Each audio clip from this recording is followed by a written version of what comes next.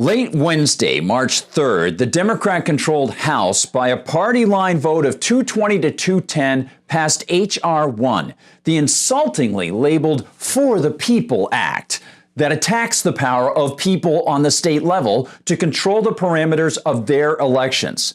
And good luck to those who want to read the actual text of the bill on the official government website, because those For the People like Nancy Pelosi and AOC provide only an outline, not the actual text.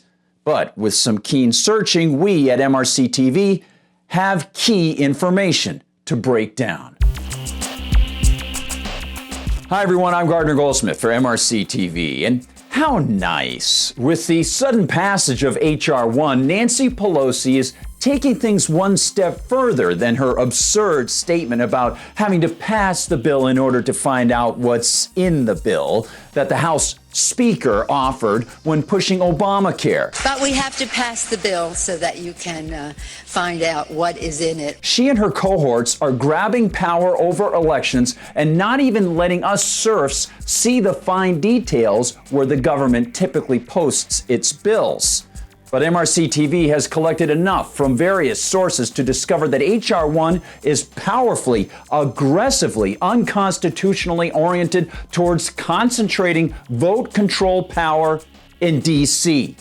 Was your state legislature working on passage of voter ID at the polls, the same as Texas and Alabama have? Do you know folks in your state who are trying to stop ballot harvesting, guard against easily manipulated ballot drop boxes and mail-in ballots? And how about stopping ballot counting in secret for several days after a state statute says the vote is supposed to be actually over? This federal statute, this concentration of power labeled For the People, will ban such measures nationwide.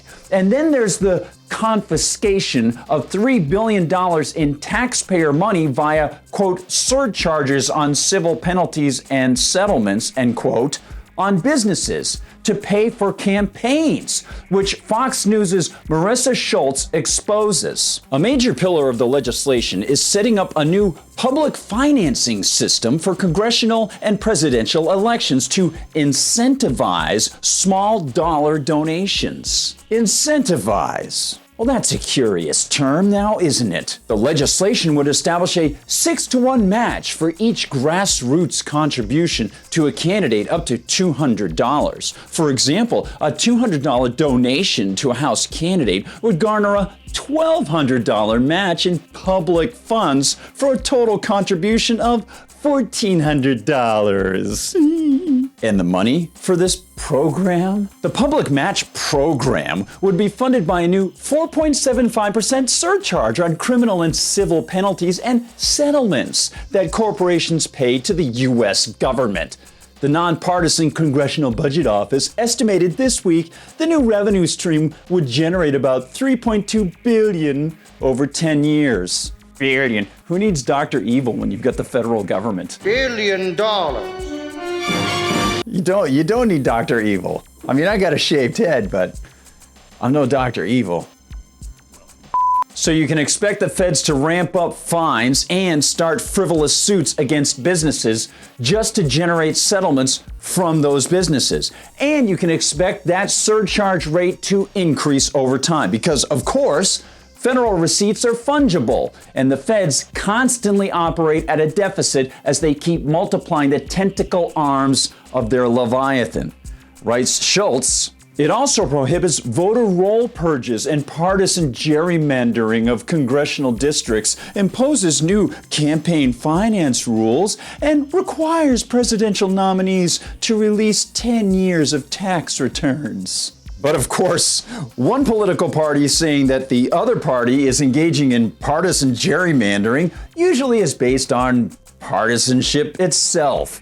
And the campaign finance rules are not clear, but appear to, in part, mandate disclosure of campaign donations in such a way as actually to disincentivize, to not encourage individual small donors from donating.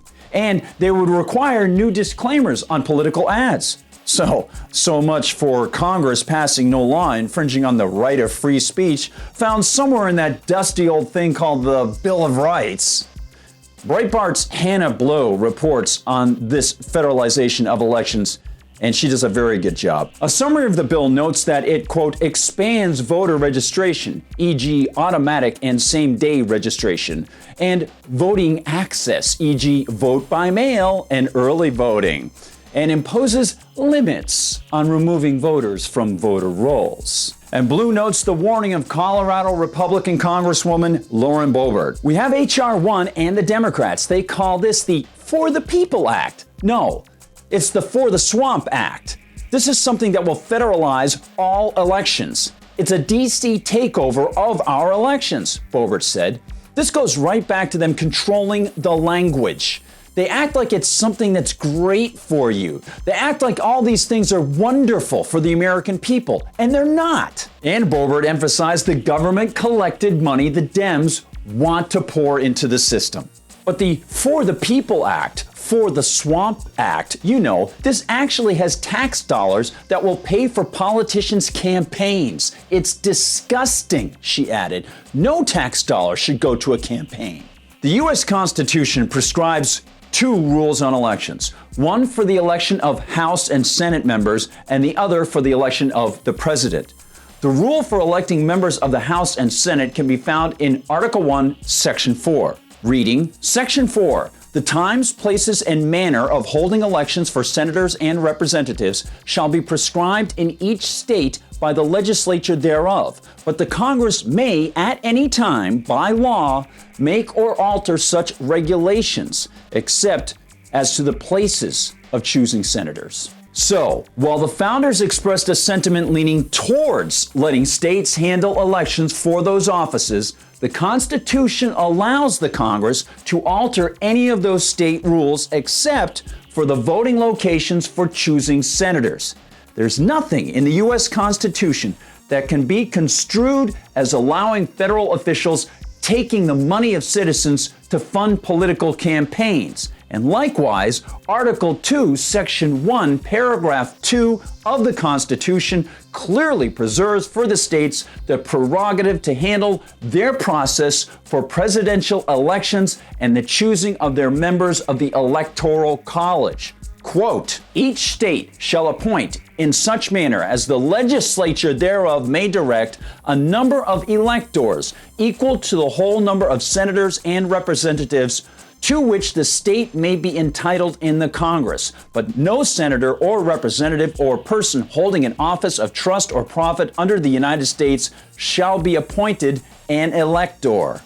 This all is extremely important, and unless people share this information with friends, neighbors, co-workers, and family members, very few Americans will have any clue as to what the Democrat majority in the House is actually attempting to do via H.R. 1. It now moves to the Senate and stands a strong chance of the Dem majority passing this terrible bill. Wanted you to be aware of this and to give you the opportunity to spread the word, everybody. Thank you so much for joining me. I hope you'll find all of what the team is doing at MRCTV.org. Please, if you have the opportunity, go to MRC-Store to get some great Media Research Center swag. We'll see you on Facebook, Instagram, Twitter, and don't forget, the videos are also available on Rumble. Go there, sign up. We'll see you there, and I'll see you in the comments section at YouTube as well. Please like and subscribe, and please share these videos with friends. For MRC TV, I'm Gardner Goldsmith.